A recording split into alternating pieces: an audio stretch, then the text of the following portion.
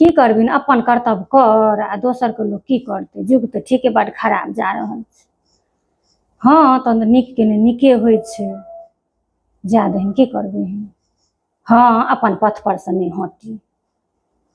हाँ हाँ हैया हाँ गए महाशय के फोन एलै ने, नहीं कहै छियौ जे अरबैध क हम तू गप करबी तऽ हुनकर फोन एबे करै छै।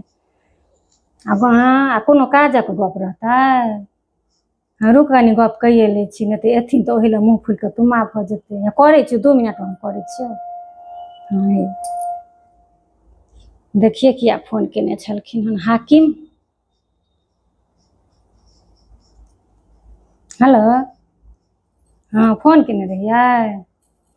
हाँ के छलै से अहाँ एबै ने तऽ देखा देब, समय देख लियौ आ एबै तऽ देखा देब के छलैया से।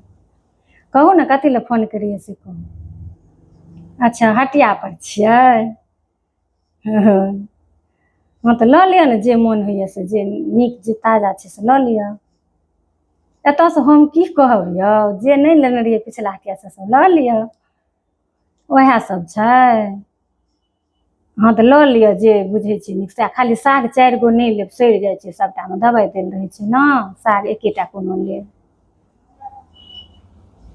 हाँ हमर कोनो पसन्द नहीं, हम जी के गुलाम नहीं ने छियै जे ओ जे कहतै से खाइ ले देबै। हमर कोनो पसन्द नहीं।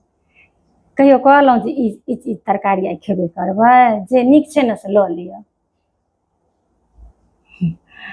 हाँ आँयौ एकटा गप कहू तऽ, हाँ हमरा तरकारी तीमन लए जे फोन करै छी से लोकके देखबै छियै जे हम घरे वाली पूछिके तरकारी तीमन लै छियै, आओर किछु हमरा से कहाँ पूछै छियै।